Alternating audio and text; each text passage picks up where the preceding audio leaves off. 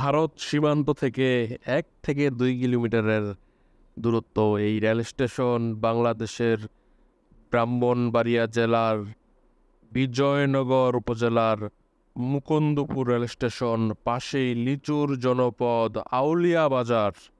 Mukundapur rail station এটি Paharpur union Bijoynagar উপজেলার পাশেই রয়েছে আউলিয়া বাজার, যেটি লিচুর রাজ্য। এটা রেলপথ, অনেকগুলো পুরাতন বটবৃক্ষ রেল লাইনের সামনে এরকম সাধারণত কম দেখা যায়।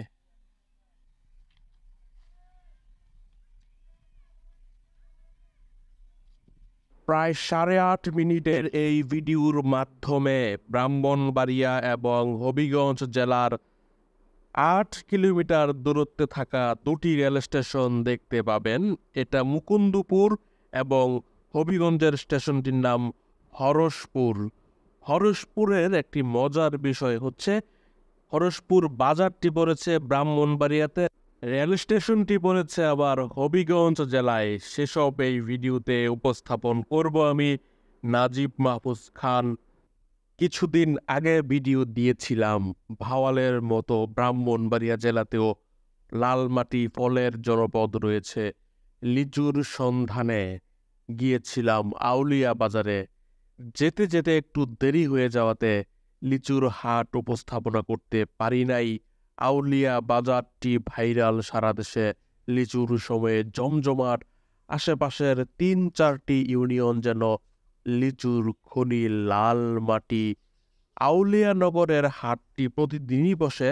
জমজমাট দৃশ্য দেখতে হলে খুব সকাল সকাল যেতে হবে, 7টার মধ্যে উপস্থিত থাকতে হবে। একটা মজার বিষয়, চমকপ্রদ বিষয়, এই স্টেশন থেকে পার্শ্ববর্তী স্টেশনগুলো যত না দূরত্বে, ভারত তার চেয়ে অনেক কাছে।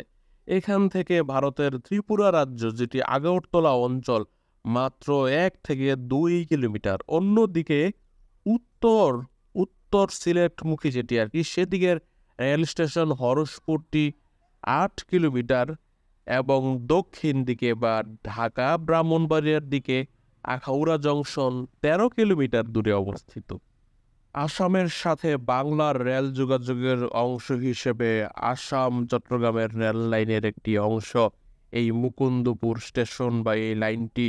আসাম সিলেটের চা চট্টগ্রাম বন্দরের মাধ্যমে বিদেশে কলকাতা বা ইংল্যান্ডে নিয়ে যাওয়া, কিংবা চাঁদপুর হয়ে গোয়ালন্দ হয়ে কলকাতা পৌঁছানোর উদ্দেশ্যে বিজয়নগর উপজেলার প্রধান রেলওয়ে স্টেশন বলা যায় মুকুন্দপুরকে। বর্তমানে যদিও একটি আন্তনগর ট্রেন, ঢাকা সিলেটের একটি ট্রেন এখানে থামে বলে শুনেছি, জয়ন্তিকা।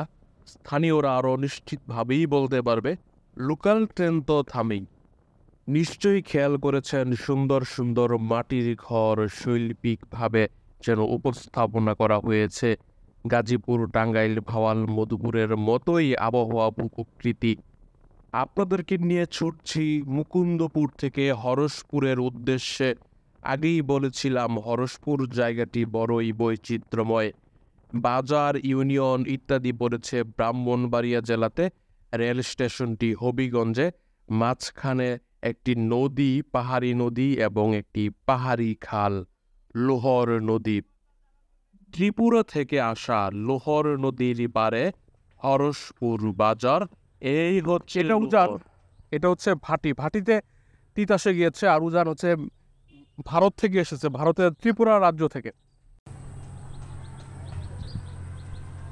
সুপ্রিয় দর্শকবৃন্দ, আমি নাজিব মাহফুজ খান উপস্থাপনা করছি বাংলাদেশের দুটি জেলার সীমানাকে, ব্রাহ্মণবাড়িয়া এবং হবিগঞ্জ। এই খালটি এই পয়েন্টে 2 জেলার সীমানা, কিন্তু হরসপুরকে ভাগ করতে পারে নাই। হরসপুরটি 2টি জেলাতেই অবস্থিত। চলে আসলাম হরসপুর রেল স্টেশনে, হবিগঞ্জ জেলা, মাধবপুর উপজেলা। বেলা তখন দ্বিপ্রহর শেষ হয়ে বিকেল শুরু হচ্ছে। ট্রেন আসবে, যাত্রীরা অপেক্ষমান। সবচেয়ে ভালো হতো আমি যদি একটি ট্রেনের দৃশ্য নিয়ে আপনাদেরকে দেখাতে পারতাম, কিন্তু সময় কম ছিল। গাজীপুর জেলা থেকে গিয়েছি, ফিরতে হবে, সেজন্য আমি বেশিক্ষণ থাকতে পারি নাই। 2টি স্টেশন ঘুরেও একটি ট্রেন দেখাতে না পারাটা দুর্ভাগ্যই বলতে হবে। স্টেশনের মধ্যেই 1947 সালে প্রতিষ্ঠিত দারুল উলুম হরসপুর ধর্মগড় ইউনিয়ন মাধবপুর উপজেলা। ঢাকা থেকে সিলেট যাওয়ার পথে ট্রেন পথ এবং সড়ক পথ দুই মাধ্যমেই প্রথমে মাধবপুর উপজেলাটি, পরে বৃহত্তর সিলেটের হবিগঞ্জ জেলার মাধবপুর। তবে হবিগঞ্জের এই অংশের মানুষজন মাধবপুর বা হবিগঞ্জ শহরে যাতায়াত সাধারণত কম করে প্রশাসনিক কারণ ছাড়া। বাণিজ্যিক কারণে সবাই বিজয়নগর ব্রাহ্মণবাড়িয়ামুখী চলাফেরা করে অভ্যস্ত এবং এটাই সহজ। আমাদের গাজীপুর কাপাসিয়াতে তরগাঁও ইউনিয়নে একটি গ্রাম আছে সরসপুর। বয়স্ক মানুষজন আঞ্চলিক উচ্চারণে মাঝে মধ্যে কেউ কেউ সেটাকে হরসপুর বলে, আর এই জায়গাটা প্রকৃতই হরসপুর। সাদা দাগটি দুই জেলার সীমানা, বৃত্তাকার লাল দাগটি ভারত সীমান্ত। দেখুন কত কাছাকাছি আছি আন্তর্জাতিক সীমানার।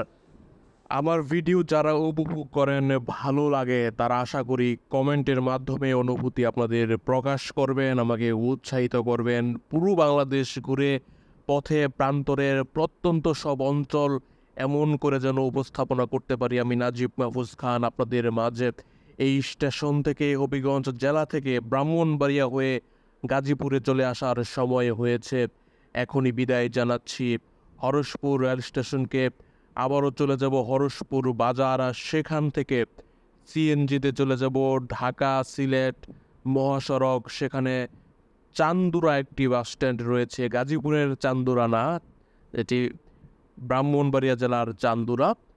এই সামনের অংশটা দুই জেলার সীমানা। ফিরছি পশ্চিম দিকে, দক্ষিণ পশ্চিম। বৃষ্টি হয়েছে আগের দিন ব্যাপক, পাহাড়ি ছড়া, পাহাড়ের নাম নাম নদীটার নাম বিহার নদী, লৌহ নদী। এটা কি ইন্ডিয়া থেকে নামছে নাকি? ইন্ডিয়া। ওই বামুটিয়া আছে না, হ্যাঁ। বামুটিয়ার এমএদ আছে, ওই কামালগার ওই আমার ইন্ডিয়া অনেক ভিতরে গেছে। কখনো কি এটাতে বন্যা হইতো আগে? এদিকে বন্যা আগে হতো? বন্যা হইতো। আপনি নৌপথে কতটুকু গেছেন ছোটবেলায় এদিকটা? এদিকে দা, হ্যাঁ। এদিকে দা মনে করবেন আমরা ওই সামনে বড় ফুটবল এটা গেছে, আবার বামুটিয়া নদীটা গেছে, হ্যাঁ। এটা আমি দেখছি। কামালগার দিকে চলে গেছে, দেখছি সংগ্রাম। এদিকে ইন্ডিয়া গেছে। দুঃখের বিষয় কি, এই নদীটার নাম যে লোহর, এটা স্থানীয় অনেক তরুণকে জিজ্ঞেস করেছি, কেউ বলতে পারে নাই। অথচ সবার হাতে স্মার্টফোন, সবাই সারা পৃথিবীর খবর রাখে। শেষমেশ বয়স্ক মানুষ পেলাম, একাধিক বয়স্ক মানুষকে জিজ্ঞেস করেছি, সবাই বলল এটি লোহর, ভারত থেকে এসেছে, ত্রিপুরায় গিয়ে শেষ হয়েছে। প্রথমে তো আমি ভেবেছিলাম এটাই বুঝি দুই জেলার সীমানা। পরে একটা প্রশাসনিক এখানে জটিলতা আছে, হয়তো এই পারের মানুষ ওপারে গিয়েছে, এজন্য ওই পাহাড়ি যেই খাল সেটা হয়েছে আসলে দুই জেলার সীমানা। শেষ করছি ভিডিওটি। নাজিব মাহফুজ খান, দেখা হবে অন্য কোনো ভিডিওতে। উৎসাহ দিবেন।